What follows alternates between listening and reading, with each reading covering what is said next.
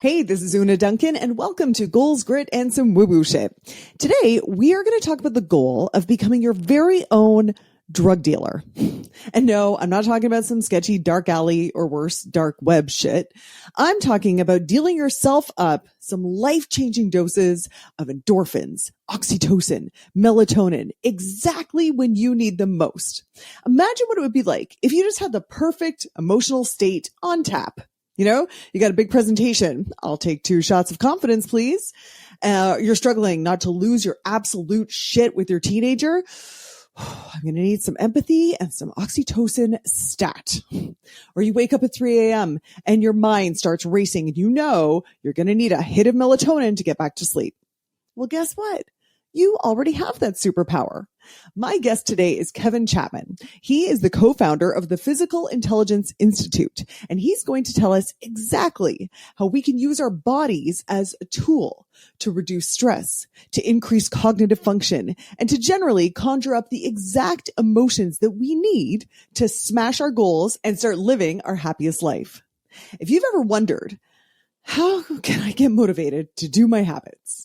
Or how can I get the energy when I'm just freaking exhausted? Or how can I make salad feel fun and rewarding when what I really want is a double cheeseburger?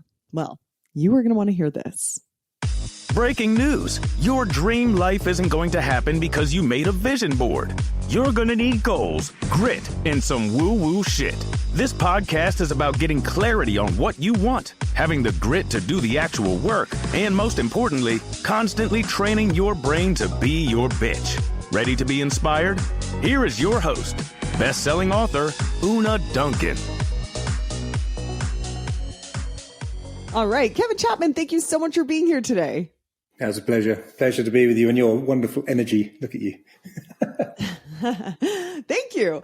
Let's talk physical intelligence. So the first thing that I want to know is, can you explain what physical intelligence is and how it's different than mental intelligence or emotional intelligence? Sure. Yeah. So we're really talking about this incredible technology, which is our body. So a lot of us, I think, tend to experience life as a head, and we kind of walk around from meeting to meeting, conversation to conversation, sort of transporting our head. But the reality is our bodies are this incredibly untapped source of intelligence. And so physical intelligence, just to give you an example, think about somebody who's under pressure, who can, for some reason, find a way of relieving that pressure and being present in the moment. People who can manage their nerves when they speak. People who can find motivation when maybe they're a bit down, or find energy, or get up in the morning like you and suddenly be awake and alive in the world. So those are examples of us being physically intelligent. And what we're doing, in effect, is we are strategically detecting the internal state of our body, so our state, and we're doing something with our physiology. That means we can change our state, we can change how we feel, we can even change how we think. So fundamental science behind this is that our internal chemistry largely dictates how we feel, how we behave, and how we think. And often we're at the mercy of the chemistry. So we're nervous. Nerves is a great example, isn't it? Something you're great at managing. We get nervous when we speak, so we tighten up. The chemistry goes all in the wrong way, and we struggle to think, and we struggle to speak, and we struggle to make sound. We change our physiology. We can do some examples. We change our chemistry. So that's fundamentally what it is. It's the next intelligence available to all of us who have a body. Kevin, you're bringing me right back to acting school, which I know you can relate to, because we would talk about how to get in the right emotion for a scene. And, you know, there was the sort of original stuff where it was like, you know, if you want to think about a scene where your father died or whatever, you think about your father dying and then you really just imagine it and you go deep in. So it's all thought based. But then there was also the idea of, oh no, just put your body in a position as it would be if your father was dying. So I guess the big question we were exploring in acting school and that I want to ask you right now is, I think most people think that it goes, you have a thought, which creates a feeling, which creates a physical state, you know, a heart pounding or shoulders slumping. But I guess what you're saying is actually we can influence our physical state, shoulders back, heart rate calmed, and then that will affect our thoughts and therefore our feelings. Is it the order that we're talking about here, or what do you have to say about that? Yeah, so both of them are true. We're a whole system. So I could ask anyone now listening to have a thought. Think about a difficult task you've got, or something you're feeling overwhelmed about, or somebody you've got an issue with. Just that thought alone triggers a cascade of neuropeptides, and it creates the feeling in us. Okay, so that's what's happening in the body. But the opposite's also true. If we change our physiology, we change the chemistry of our body. So we change the emotion will then change our thought. So if you wanted to adopt a character, and you don't have to be an actress to do this, you might be going into a situation where you want to have a lot of authority and presence. Okay. Now, you're going to want to adopt the physicality of that. So we're going to want to have our feet grounded on the floor. Here we go. We're going to want to center our weight. Okay. We're going to want to have wide open, expansive body postures. I mean, do you want to do a quick experiment just to demonstrate this? Of course I do. Okay, so try this. So I'll just show you the power of the body. So if you, we'll just do a little shake out. I'm sitting, but I'll stand in a minute. If you collapse your physicality, and if people are listening, don't do this if you're driving, but have a go at this sometime. Collapse your physicality. So maybe drop your shoulder, look down to the floor. Soften your eyes. And I'm taking a bit of time with this so we can get into the physiology. Now, in that position, I want you to have the thought and say out loud, I feel really upbeat and motivated. Can you say that? I feel really upbeat. I feel really upbeat and motivated. I feel really upbeat and motivated. Everything's going to plan today. Everything's going to plan today. Everything's going to plan today. Okay, you can shake that off. We'll debrief in a second. I don't know if I was very convincing. You're laughing. We'll talk about why you're laughing in a second. Now, we'll do the opposite, and we call this Kate Winslet. But anyone can imagine themselves in the front of the Titanic with Jack's arms around them. And if you take I have Leo on with me? You can have Leo there, on demand. You see Perfect. The power of the mind. So if you take a wide, expansive body position, so we're kind of reversing here the chemistry of the body. I'm going to just stand back. And just adopt that position, look up to the sky, keep those arms out wide. It's harder if you smile. And then I want you to have the opposite thought and say out loud, I feel really down and demotivated. Say that, I feel really down. I feel really down and demotivated. Right now. I'm having a terrible day. Very terrible. I'm having a terrible day. You're too good at that. Okay, so that's just a very quick experiment. Let me just quickly talk about what's actually happening, because a lot of people think this is all a bit woo-woo, but fundamentally what's happening, and you'll know this from your background, when we contract our physicality, we kind of trigger our threat response. Okay, we raise our cortisol level. Our body tells our mind, retreat, we're in trouble. And so we trigger the part of our nervous system that's all about fight, flight, retreat. And so guess what? When we try and have uplifting thoughts, the emotions aren't there because we're predominantly dealing with things like cortisol and adrenaline in our system. Now, when we reverse the chemistry, when we reverse the physiology, we actually release oxytocin. Oxytocin is an amazing chemical. It increases our sense of trust, social bonding, connection with others, dopamine for reward, for focus, for motivation. So we're reversing all the chemistry just by changing our physiology. And guess what? We feel different because we've got different internal chemistry. That's what emotions are, they're chemistry. And we even have different thoughts. So the reason that's hard to do, well, you tell me, why was that hard? Why were you laughing? Yeah, I guess I just didn't believe myself, if I was all being Kate Winslet with, Leo's arms around me and I'm like, today is horrible. I couldn't not smile. I couldn't, you know what I mean? So I just didn't believe myself when I said these things that were so incongruous to my posture. Yeah, absolutely. So people who adopt contracted body positions as a sort of regular habit, they're generally going to be habitually more depressed. They're going to have that lower status, that lower state. And actually, people who have closed, contracted body postures habitually also experience things more negatively. experiences more negatively. But when you're in a contracted position, the thoughts you're going to generate are going to be very different to the thoughts you're going to generate when you're open, expansive. And, you don't see a character walk on stage and say, I'm having a terrible day. Everything's going wrong. They're going to come out in the physicality.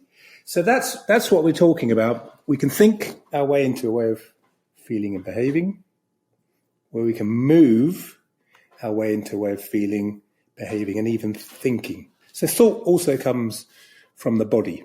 So I want to delve more into that for sure. But the first thing I thought of when you said if people have a habitual slumped kind of posture, then they're going to have more negative thoughts, et cetera, et cetera. I think, gosh, isn't that all of us now? Because we're all getting that kind of texting, phone, computer posture. I guess what I want to ask you is, why do you think physical intelligence is maybe more important today than ever?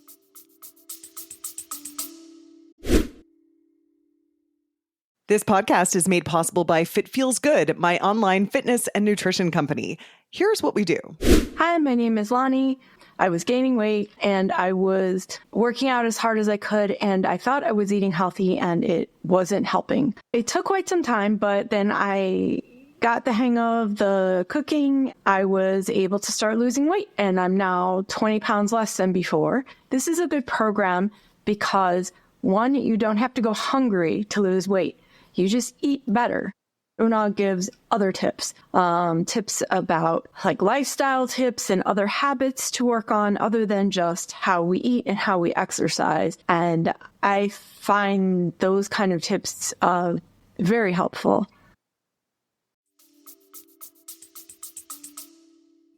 We're very static. We're very, very static, aren't we? We're very disconnected as well. We're isolated. So all of that's not good for our chemistry. So if we sit for maybe more than 50 minutes, cortisol in our body starts rising. And cortisol and oxytocin go in different directions. So we feel isolated, and we are animals that thrive through connection and being social. That's why we're the dominant species on the planet. 20,000 years ago, there was a mutation in one of our genes that meant we had more oxytocin receptors in our cells that allowed us to detect the emotions of others and start to collaborate and trust and work together. And that's why we're the dominant species. So when we're isolated, which we are, and we're on Zoom, so we're getting a little hit from seeing each other, but still I'm alone. My oxytocin levels are not in my favor. And we're not moving. And moving is super, super important for our longevity, for our energy. So this physical intelligence and accessing our highest physical intelligence, it's not just about, doing the Wonder Woman pose in the bathroom stall before you go into the big high stakes meeting. It's not static, it's movement.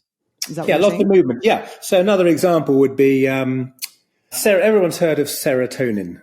So serotonin largely associated with, we think about the happy hormone, but actually serotonin is also largely responsible for our sense of status, a sense of belonging. And interestingly, is also linked to our cognitive flexibility as well. But we produce 95% of our serotonin in our gut. So as you rightly say on your wonderful podcast, it matters what you eat. It really matters what you eat. But we can release serotonin by twisting at the waist.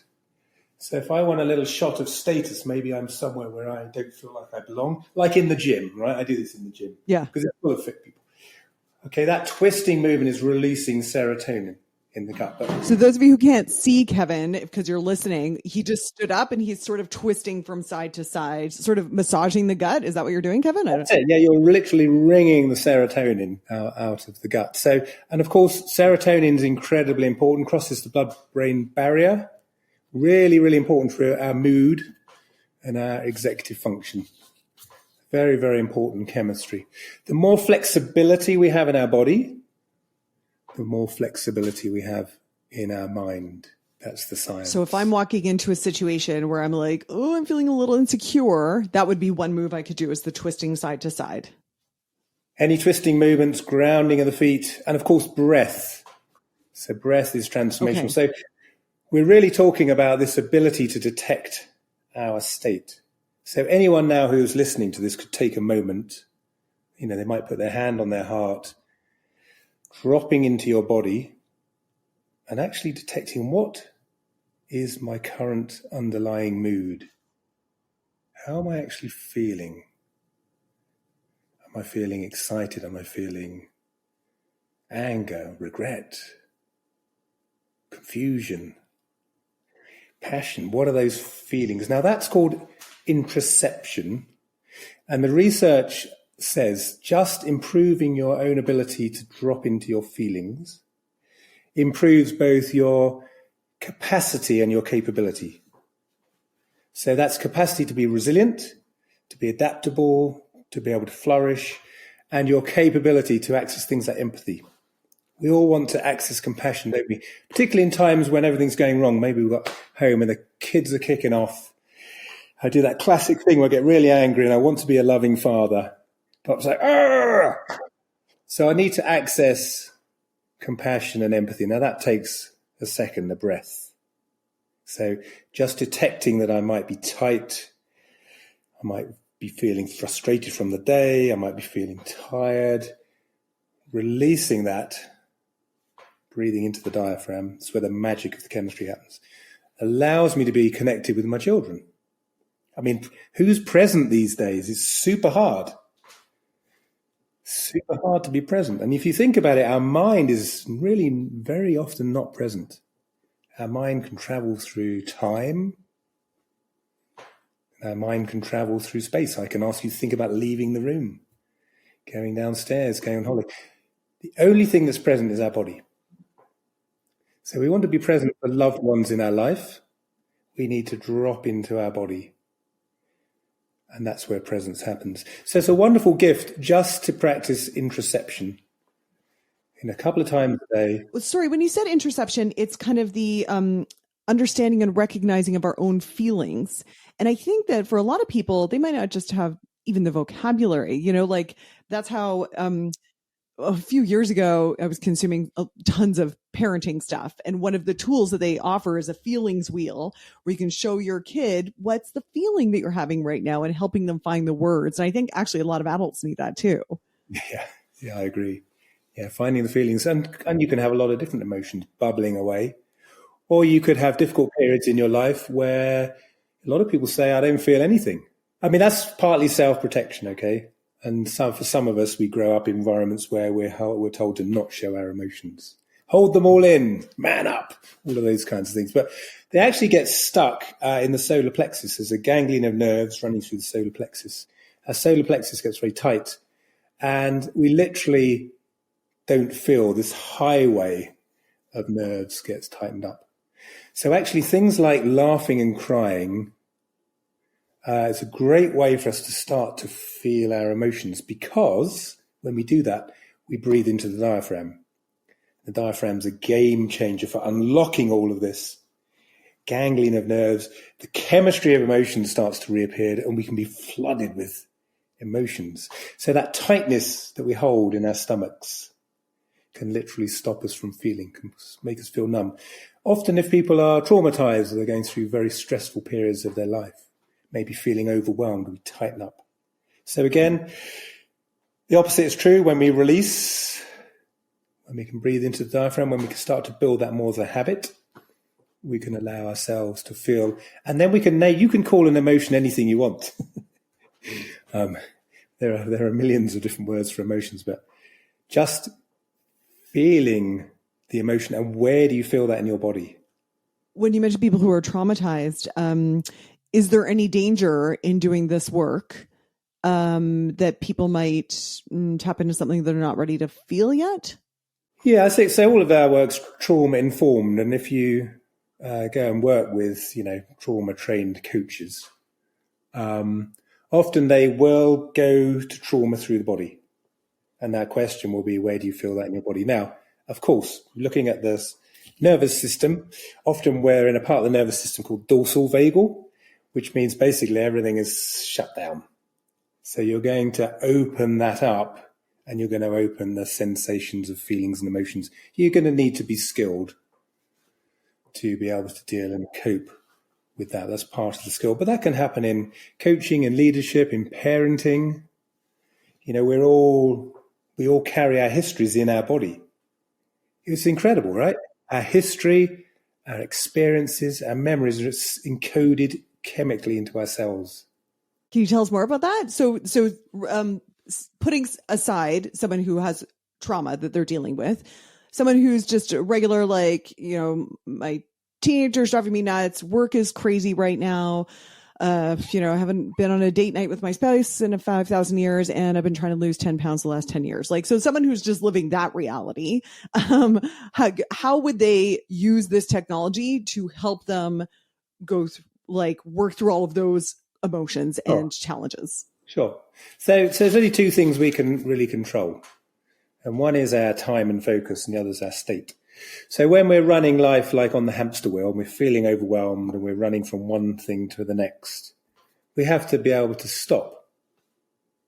Okay, and we have to be able to access some stillness. So this is why a lot of people are going towards things like meditation, towards yoga, having ice baths, trying breath techniques, playing music, praying, okay? Some kind of spiritual activity that can help you to stop, help you to drop into your body. If you're in an unhelpful state, you're going to have an unhelpful life. You're going to have unclear thinking. So we need to change our state so that we can say, well, how do I want to run my life? What do I want? How am I going to plan that? So often people feel out of control. There's so many demands. I don't have time to stop. So we can only manage our time and our state. So managing our state is a game changer for people. And often it feels like a luxury, doesn't it? I'm going to spend 10 minutes where I'm going to stop. And I'm going to check into myself. How tired do I feel? Do I feel ready to make some decisions? Am I focusing on the things I really care about in life and the people I really care about? Or am I just running from email to email, request to request, serving other people? So that dropping into the body, taking a moment to reconnect the whole, is certainly the first step for people to get more control over their lives and all the wonderful things you teach, building healthy habits. You need good intention, and that comes from being present with ourselves and self-serving. Now, I can demonstrate that well, but I equally get overwhelmed. Yeah. Well, that's what I'm wondering. So that person who's running around like crazy and has all these issues. So let's say that person is able to stop and is like, okay, 10 minutes, and I'm going to stop and I'm going to figure it out. And they drop in and they're like, okay, oh my God, I'm tired. Oh my God, I got a lot on my mind. Oh my God, my shoulders are slumped. So they tune in, they figure all this out. And then what, Kevin? What do we do then? Okay, we'll do two things. We would do two things. So The first thing to do, which is great, is an MOT. So it's called a map of tension in the body. And people who do yoga may be familiar with this, or meditation. So we would do a body scan, and we would literally close our eyes, and we would scan from head to toe through our body really slowly. We won't do this at length now. And wherever we find tension in the body, we'll try and do whatever that tension needs to be released. So people might have tension behind the eyes or in the jaw. A lot of tightness in the jaw. It's one of the strongest muscles in the body here. Down through the neck. A lot of people have tension in the neck or in the shoulders. They're carrying a lot in life. So we would scan down through the body and just give the body whatever it needs. Where am I feeling tension? Where can I release? All the way down to the floor. So that's the first thing to do. The second thing to do is to adopt an amazingly magical breath pattern called paced breathing. Now, this is a game changer. Paced breathing, we're breathing into our diaphragm. So our breath is transformational because it's the only part of our automatic system that we can hack. And when we breathe into our diaphragm, we hack our nervous system. So if we breathe, and for people who've never done this before, you put a hand on your chest and a hand on your belly. If you're breathing into your chest, your top hand will go up.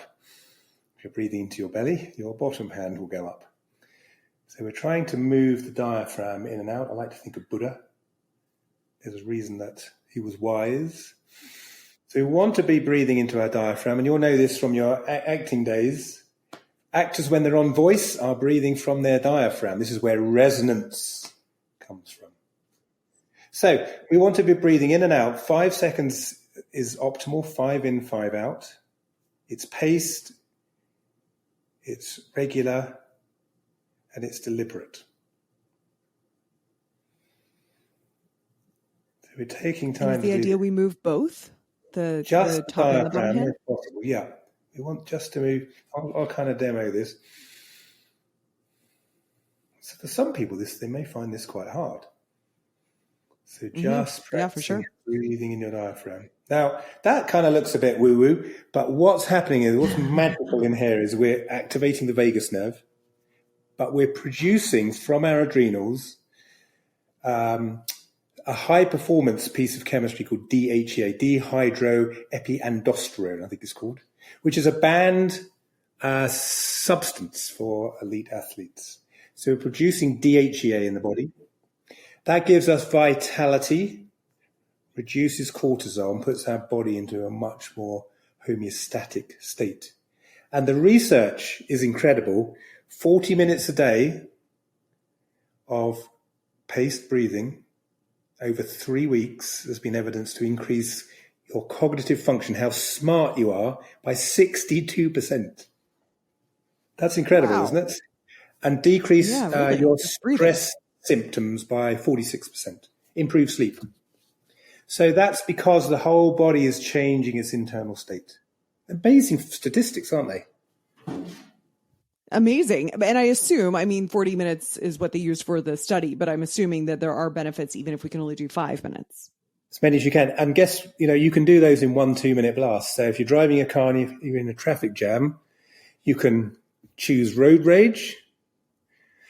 You can say, hey, I've got 3 minutes of paced breathing. I'm going to top up my DHEA.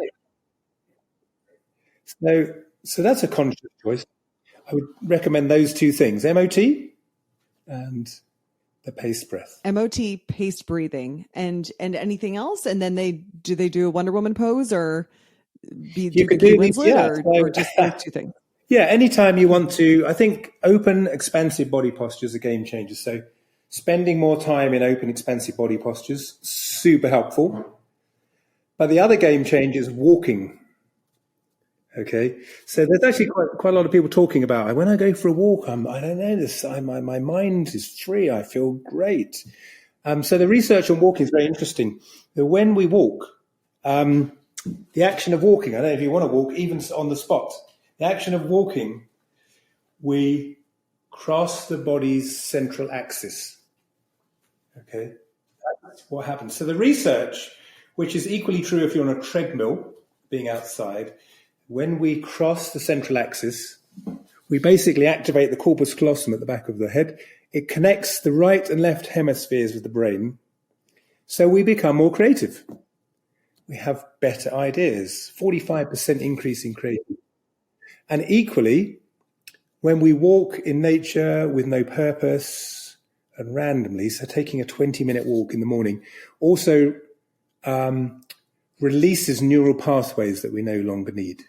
So cleaning up the mind. So if we're feeling overwhelmed and blocked and we can't learn anything new, so we've got less neuroplasticity, walking releases space. So that's why going for a walk in the morning, moving the body anyway, is going to be good for us, and breathing, crossing the central axis of our body, releasing neural pathways is a game changer for your day for just 20 minutes. Just little habits that people can put into their days. So you mentioned earlier that they did this study and they found that people who did that paced breathing for 40 minutes a day had a 60% increase in their cognitive abilities. In your own life or in someone that you've worked with, have you noticed anyone who's applied these techniques and really had a breakthrough? Yeah, sure. I have. I'm not sure I've got a 62%. Yeah, we've used this with teams ourselves in our work. So we've taken executive teams through the same exercises. That breath also helps people become more present. And you also see it gives people access to other high performance chemistry like oxytocin, dopamine for motivation. Testosterone for things like risk tolerance, being able to step up, hold space.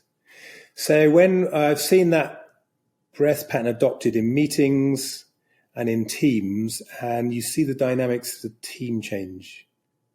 People show up, they're more present, they've got more what I call behavioral flexibility. We often get stuck in a mode, don't we? We're driving.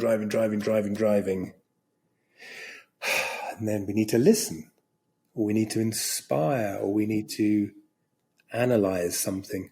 So I see the difference in those people is their ability to flex in the moment through different styles. So do see a lot of that evidence. And people, when they are triggered and get angry, which we all do, we all get triggered, the ability to compose in the moment, which takes 2 or 3 seconds, and then we can respond rather than react. And one of the charities I work with, Beyond Food Foundation in London, takes people from backgrounds where things have become unraveled in their life. So they've ended up homeless or in prisons or in mental health institutions.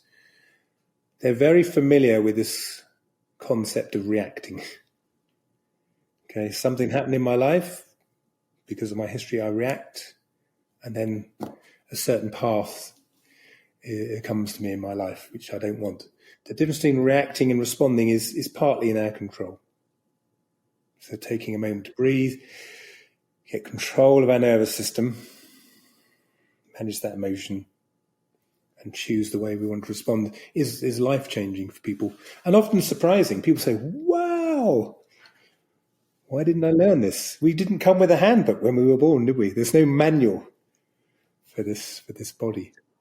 Yeah, well, Kevin, as you're talking, I'm finding that's what I want. I want you to hand me a menu where I can be like, I'll take a little shot of testosterone because I've got to do a sales call. And then I want some compassion, please, because I got to talk to my teenager. And then I want, what I mean? And so just tell me the positions or the movements for each, chemical that I'm looking for, because you're basically like choosing the drug that you want and then picking the movement or the position. Yeah. That's what I'm getting. Am I getting this right? And do you have that menu for me? I do. Yeah. And we have the book on that with the whole menu. But fundamentally, you can boil those things down into 4 main states. Okay. The first one would be inner strength. Okay. That time in your life when you need to stand firm, hold space.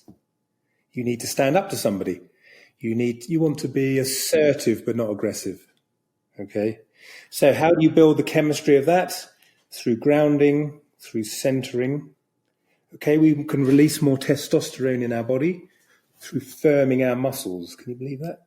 Anytime we firm our muscles, we ask our adrenals to produce a little bit of testosterone. We need that for our confidence, okay? Confidence is a state. If we're not feeling confident, feet on the ground, breath into the diaphragm, releasing tension, muscle firming. Okay. Yeah. Okay, we access confidence. And those of you who can't see Kevin, he's kind of making a fist and pressing his fist into his other hand. We can press any part of our body. Yeah, a minute of that. If you're walking into a meeting where you've got to have a difficult conversation, pressing any part of your muscles, firming any muscles. So that's the chemistry of inner strength. Okay. Then we want to maybe access compassion. Someone in your team suddenly says, I've got a real problem. I need you to listen to me. And you're in this drive mode. And they're like, oh my goodness, they want me to really listen. And people notice, don't they, when you're not listening? So we need to change the chemistry. We need oxytocin fundamentally in our body. So Kate Winslet, okay, or visualizing, thinking about somebody in your life, stepping in someone's shoes, any of those are going to start to change the chemistry, start to release things like oxytocin. We might then want to sell and be inspirational. I've got a sales call. I've got to convince somebody. Flexibility moves. Anytime we flex our body, flex, and move. So Kevin's twisting and moving around. Yeah. So more dopamine, more serotonin. And then finally, we might have that state. I've gone through inner strength, authority, compassion, inspiration. And then sometimes we need to be calm, clear, logical. This is a difficult state for me. I suspect for you as well. We're wired. You and me are wired for inspiration. That's why what you do. You know, you wake up totally, in the morning, you're alive, right? Okay. So for us, accessing calm, clear, accuracy. You're laughing there. You know how hard it's a stretch. I definitely need this menu. So we're going to want to do that through breath. Okay. We want to bring our heart and our mind into a state of coherence. So when we bring our heart rate down through breathing, it brings our very active minds down. And probably genetically, you know, we're probably quite similar. We probably have a lot of dopamine receptor sites in our cells. So we experience emotions, right? We wake up. I don't know if you wake up like me, but it's like, I'm going to the fun fair. Our base state. Not at 9 p.m. Oh, 9 p.m. In the morning, yes. In the evening, no. Yeah. But we wake up in a heightened state. So it can be more of a stretch for us to access that calmer state. Now, if we want to build relationship with people, we need to be more like them. So if I'm meeting somebody who's naturally more calm, maybe they work in a profession that's more engineering or more administrative, where it tends to attract people who have that calmness, have that logic, have that clarity. And I come busting in the door. Hey! There's not the rapport. Yes. There's not the relationship. There's not the trust. So I have to be more like them. So I've gone from authority and a strength. I have an example of this, Kevin. I'll just quickly tell you. So as I mentioned before we got on the call, I moved to this kind of hippie island, and there's so many people I meet now, and they're very like hand on the heart. They really want to look at you when they ask you how you are, and they're nodding. Long hugs. And it's just, and often when I meet them, I'm a bit like, why are you whispering? You know, it's very different. I really have to calm myself down in order to relate on that very kind of chill level. So I am very excited to hear what you're about to say. So we can all do that. So we can all access all of these parts of our character, and we need them from time to time. And a day in our life, we're going through all of these states. So here we are now being inspiring to each other and generating ideas and trying to inspire other people. And we may go into something completely different in 2 or 3 minutes. I may go into a difficult conversation, or I may have to ring my daughter who's struggling with anxiety. And I can't go, hey, how's your day going? I've just been on an amazing call. They're like, I'm having a terrible day, Daddy. So we've got a second to change our state. And that's what physical intelligence is. Change your state, change your chemistry, change your sort of mode of operating, changes your whole capability. We all have a body, so we can all do it, but it is a skill. It is a skill to do. Did I miss the how to come down to the calm? So I got inner strength is the like muscle, activating your muscles, grounding yourself, centering yourself. Then there's compassion, empathy. That's the Kate Winslet. That's to inspire. And then there was calm. Was there a third one that I missed? Yeah, inspiration. So compassion to inspiration. Okay, inspire, and then into kind of analytical clarity. So this is when we want. So what is that one? So we want to use our breath predominantly for that. So slow, diaphragmatic breathing, change that state. Slow down, get our heart into a state of coherence. So coherence is interesting. How do we do that? Well, through breath. So we can breathe into our diaphragm, one of those breath patterns I was talking about, like paced breathing. Anytime the out breath is longer than the in breath, it's going to help bring our body into a state of coherence. And coherence is our heart coming into balance with our brain. Our heart communicates more to our brain than our brain to our heart. So we need to be coherent in those moments. We want acetylcholine in our body, which is for balance, sense of renewal. It's also the chemistry we want before we go to sleep. So if we're struggling to sleep, because we've got all this chemistry running in us, that balance, that calm, get off the tech, just pulling out dopamine, right? Dopamine, dopamine, dopamine, dopamine. Clearing the mind, releasing tension. So in order to get heart coherence, it's the breathing pattern that you already told us about, 5 seconds in, 5 seconds out. That's a good breath. Yeah, there's some other breath patterns. That's a good technique for people to start with. And, you can put your finger on your pulse and you can feel your pulse coming down when we start to breathe differently. Then our heart communicates to our brain. So we're talking about brain waves, heart waves coming into coherence. That's what coherence looks like. So we come out of chaos into coherence. So when people say I'm chaotic, say, let's go to coherence. I can see how, this is obviously help in interpersonal relationships because you're managing your own state and people will sense that and sense that you're in tune with them. But is there a way that you can tune into someone else's state and maybe in a way influence them? Like if you start, and I'm noticing, and the reason I'm asking is because I'm noticing you're having that effect on me as you start to slow down and breathe and I start to slow down and breathe. Is there other ways that we can use these techniques to help tune into other people's states or influence other people's states? Yeah, sure. So what I was doing there was, so when we look at the topic of leadership, if we want to lead somebody, let's take our children, okay? There's a classic example. At bedtime, they're running around chaotically and we want them to be calm and go to sleep. In the morning... Have you been to my house? In the morning, they're calm and we want them to be awake. So what we have is a complete mismatch of states. So what you tend to see is kids running riot and the parents going, calm down. We all need to calm down. We all need to calm down. And they don't calm down because they're running riot. And so we can't influence them. And the reason we can't influence them because we're not like them. Okay. Actually, what we need to do is go join them in that state. We need to run around with them for a bit and join them because that's where rapport happens. So the more, as Jungian said, people like me like people like me. So the more like them we are, the more receptive they're going to be. You start running around with your kid and play a game at 7:30 in the evening, they'll love you. So you join them in their world. Yeah, let's play a game. And then once you've got rapport, you can slow down. And in theory, you can bring them down with you. Hey, let's go here. Let's have a bath. Let's go to the bedroom. Let's read a book.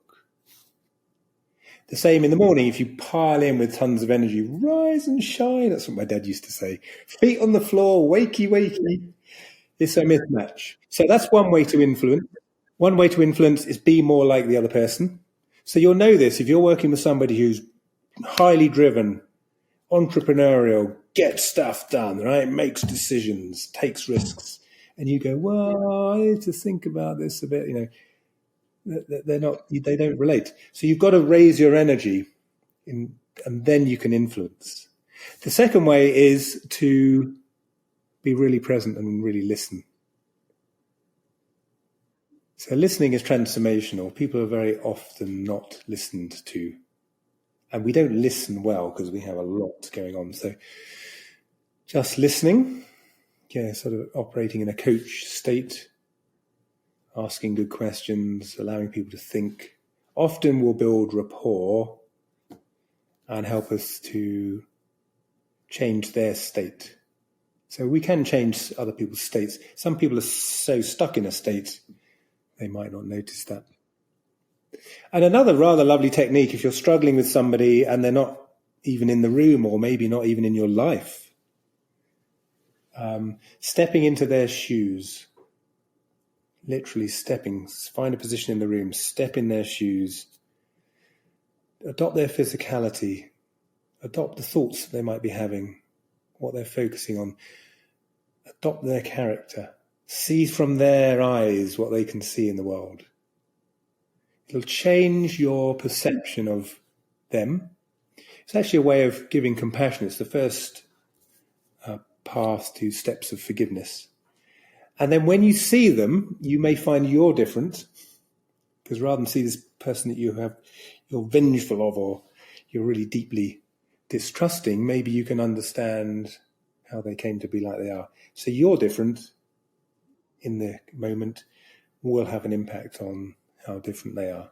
And the physical aspect of that is the physically stepping into a different spot in the room and saying, I'm Yeah, I now would do that. physically I would stepping pick a into their spot. shoes. Yeah, I'd pick a spot. I would say, I have this difficult person in my life, and here they are in front of me. So let's imagine them here. Let's say you have a difficult relationship. Everyone has a difficult relationship. Unfinished business. Just merely thinking about that person. So I'd want to shake that off. Now I'm going to go and step into their shoes. Now this is a skill. So I'm going to step into the shoes of that person. How do they stand? How do they breathe? What might they be thinking? What might they be focusing on? What do they think when they see me? Take some time. We talk about stepping in the shoes of others. This is a fantastic oxytocin release. Oxytocin is the moral molecule, the wonderful work of Dr. Paul Zak. Oxytocin is a game changer for compassion, for relationship, for empathy, for co-creation. And stepping in their shoes, what might that be like to them? Do they have a difficult day? Do they have a difficult home life? Do they have a difficult physicality? Just dropping into that is a game changer. We can shake that off and I can step back into my shoes. And how has that changed how I see this person? I've done this technique with my kids who may struggle with somebody at school. So-and-so's being a bully. They're horrible. Blah, blah, blah, blah. So we say, well, tell me about them. Well, actually, their parents are never there and nobody really likes them and they didn't get in the sports team. Well, go and be them.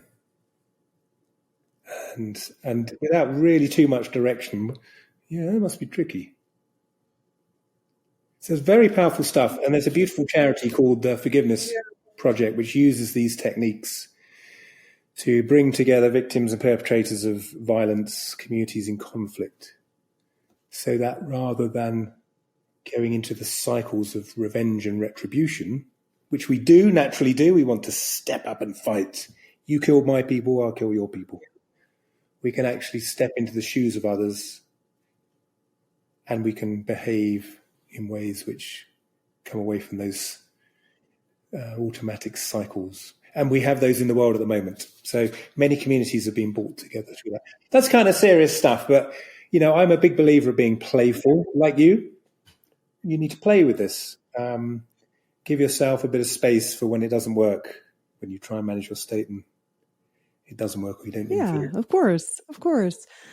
Practice, not perfect. What about someone who would want to use these techniques to achieve their goals?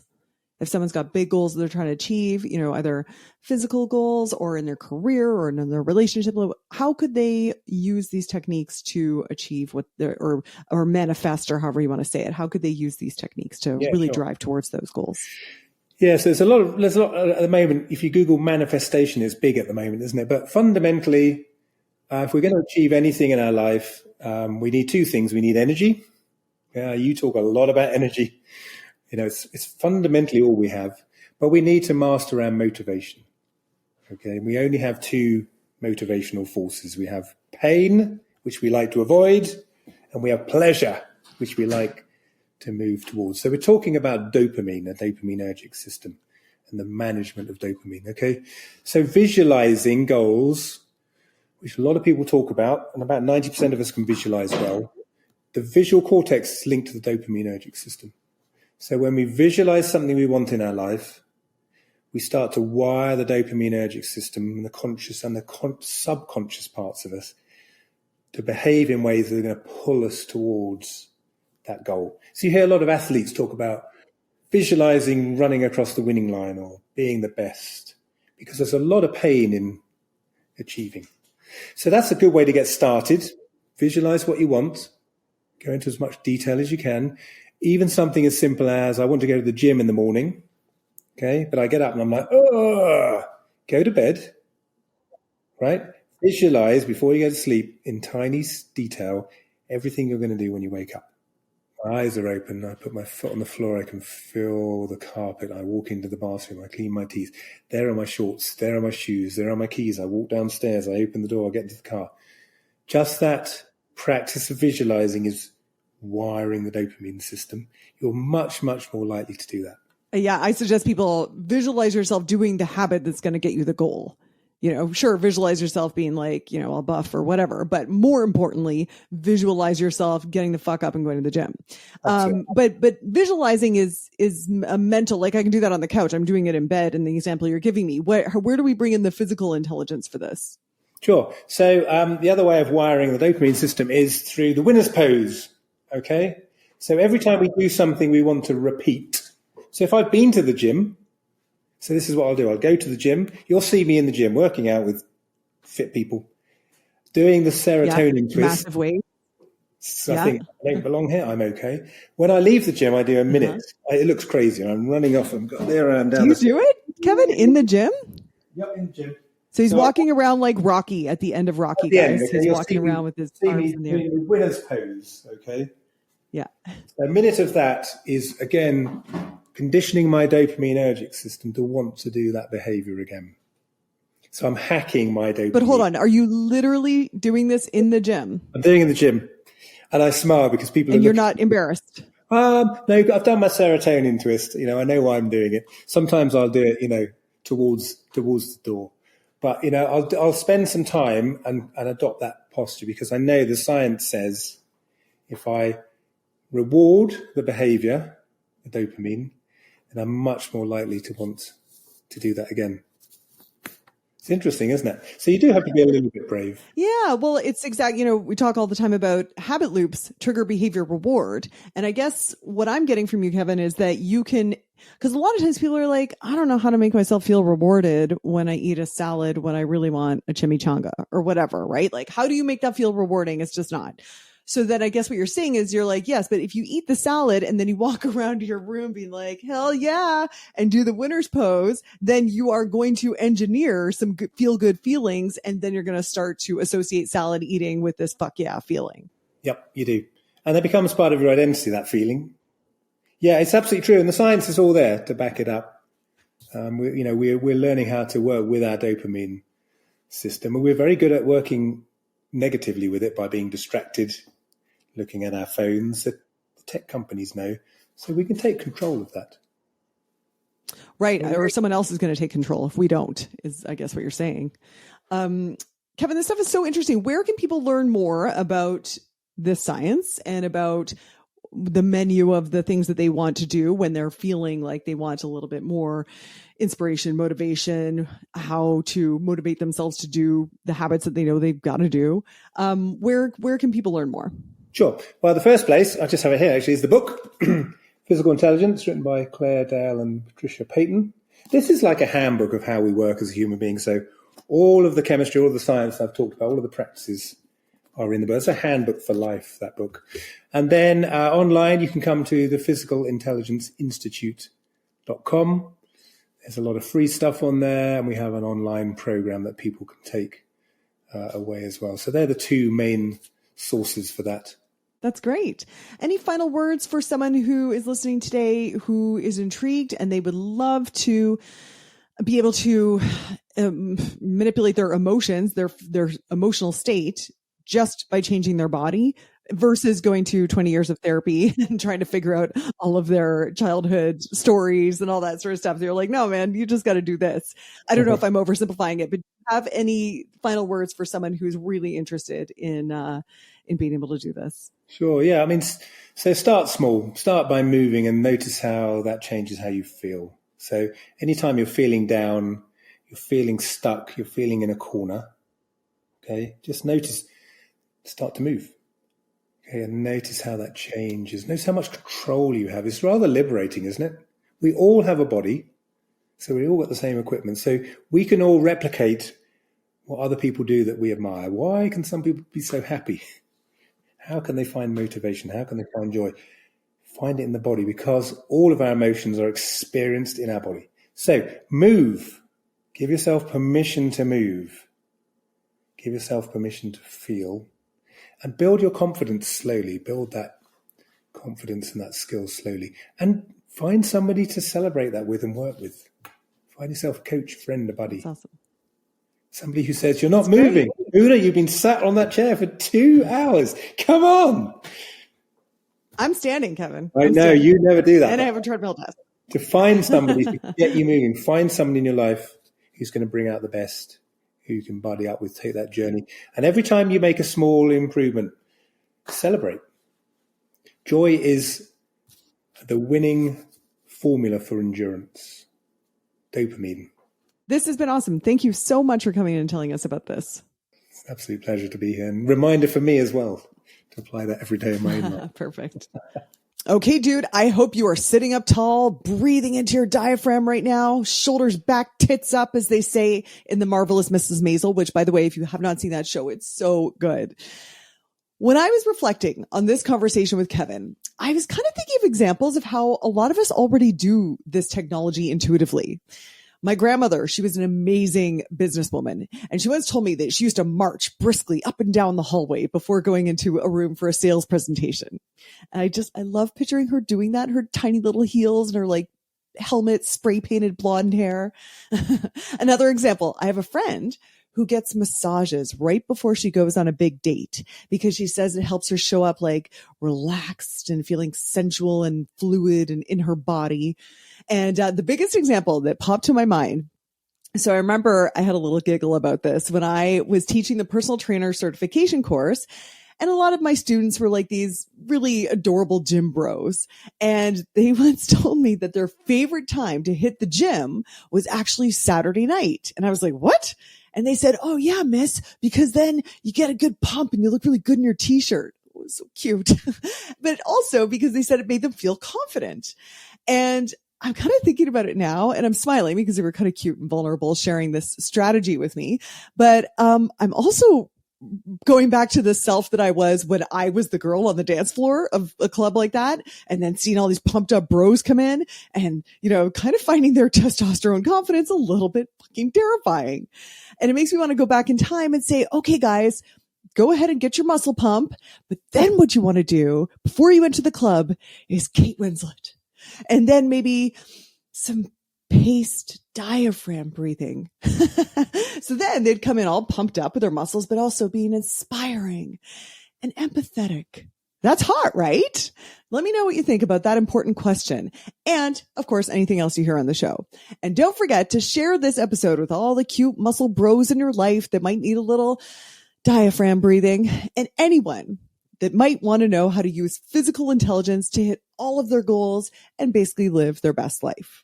Until next week. Hey dude, thanks for listening. If you like this episode, make sure you're subscribed so you can get the next one. And by the way, if you rate and review this podcast, it really helps me get found by other people who need some goals, grit, and some woo-woo shit. And be sure to connect and DM me at Una Duncan on Instagram and let me know what you thought of the episode. Chat soon.